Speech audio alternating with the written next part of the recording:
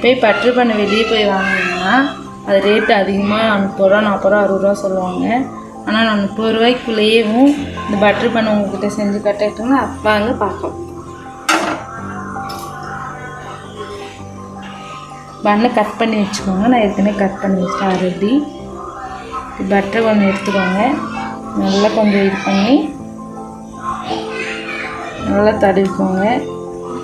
ஷேக் பண்ணுற மாதிரி பண்ணிவிட்டு நல்லா எல்லா பக்கமும் அப்ளை பண்ணிக்கோங்க. அப்ளை பண்ணிவிட்டு தோசை தவால எடுத்து வச்சுக்கோங்க. கடாயில் காயட்டும்.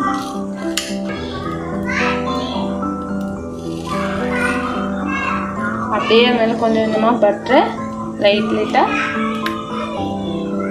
கொஞ்சம் போட்டுக்கோங்க. அப்போ தான் தோசை தவால் போடும்போது கொஞ்சம் எசையுது.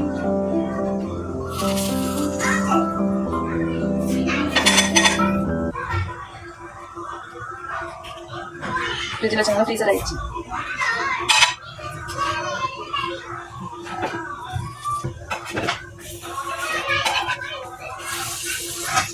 அது மேலேயே கொஞ்சம் பால் ஊற்றிக்கோங்க.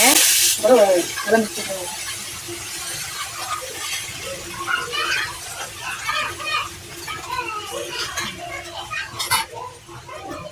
சர்க்கரை கொஞ்சம் போட்டுக்கோங்க. அப்புறம் கொஞ்சம் நல்லா அப்படியே மெதுவாக வடி கொடுக்குங்க.